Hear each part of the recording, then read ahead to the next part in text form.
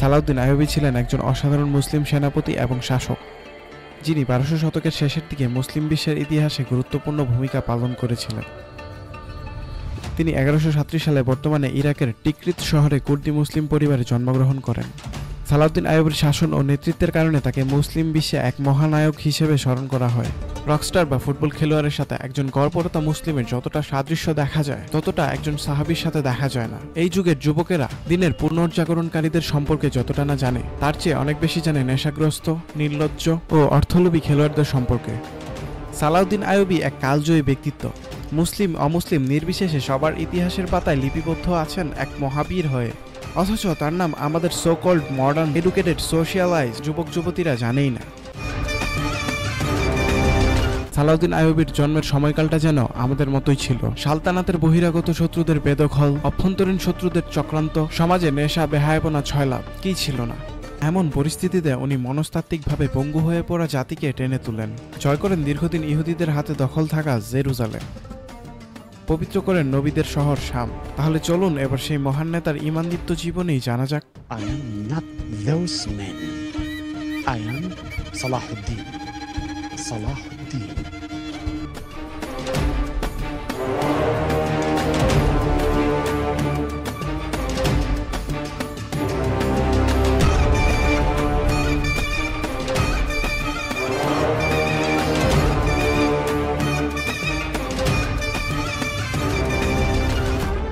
সালাউদ্দিন আইয়ুবী ছোটবেলা থেকে অত্যন্ত মেধাবী ও দক্ষ ছিলেন। তার পিতা আইয়ুব ইবনে সাদি ছিলেন একজন তুর্কি সেনাপতি এবং তার মা ছিলেন কুর্দি বংশোদ্ভূত। ছোটবেলা থেকেই তাকে ইসলামী শিক্ষা ও যুদ্ধবিদ্যা শেখানো হয়েছিল। বাসরা এবং দামেস্ক শহরে তার শিক্ষা লাভের সময় তিনি ধর্ম, রাজনীতি এবং সামরিক কৌশলে গভীর আগ্রহী হন। সালাউদ্দিন আইয়ুবীর সামরিক ক্যারিয়ার শুরু হয় নুরউদ্দিন জেসকি এর অধীনে। নুরউদ্দিন, যিনি সিরিয়া এবং মিশরের এক শক্তিশালী শাসক ছিলেন, তিনি সালাউদ্দিন আইয়ুবীকে বিভিন্ন গুরুত্বপূর্ণ সামরিক পদে নিযুক্ত করেন। সালাউদ্দিন আইয়ুবী তার যুদ্ধ কৌশল ও নেতৃত্বের গুণাবলীর মাধ্যমে খুব দ্রুত সেনাপতির সম্মান লাভ করেন। নুরউদ্দিনের মৃত্যুর পর সালাউদ্দিন সিরিয়া এবং মিশরের শাসক হন এবং ফাতিমিদ শাসক ও আব্বাসিড খিলাফতের মধ্যে ভারসাম্য রক্ষা করতে সফল হন। জেরুজালেম মুসলিম এবং খ্রিস্টান উভয় পক্ষের জন্যই গুরুত্বপূর্ণ শহর। এটি ছিল ইসলামের তৃতীয় পবিত্র স্থান। তবে 1099 সালে ক্রুসেডারের সময় খ্রিস্টান বাহিনী জেরুজালেম দখল করে। সেখান থেকে শুরু হয় ক্রুসেডারদের শাসন, যা 88 বছর ধরে চলতে থাকে। মুসলিমরা শহরটি পুনরুদ্ধারের জন্য বিভিন্ন চেষ্টা চালায় এবং সালাউদ্দিন আইয়ুবীর নেতৃত্বে মুসলিম বাহিনী অবশেষে 1187 সালে শহরটি পুনরুদ্ধার করতে সক্ষম হয়।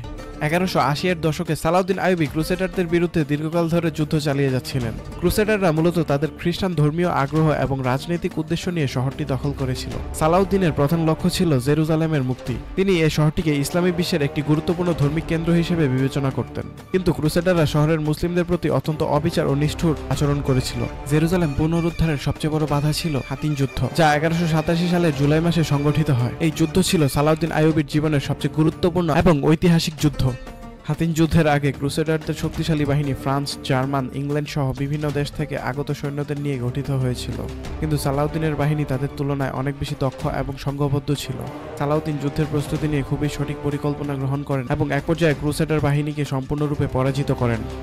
হাতিন যুদ্ধে বিজয়ের পর সালাউদ্দিনের বাহিনী ধীরে ধীরে জেরুজালেমের দিকে অগ্রসর হতে থাকে।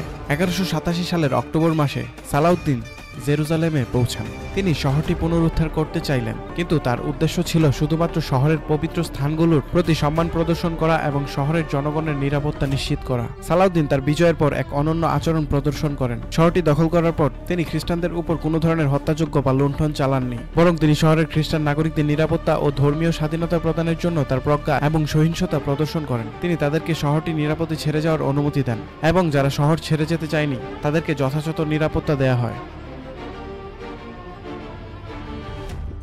সালাউদ্দিন আইয়ুবী তার শাসনকালে শহরের বিভিন্ন ধর্মীয় স্থাপত্য ও স্থানকে অক্ষত রাখেন এবং খ্রিস্টানদের প্রতি সহানুভূতির পরিচয় দেন। এর ফলে তার শাসনে শহরের জনগণ শান্তিপূর্ণভাবে জীবনযাপন করতে পেরেছিল।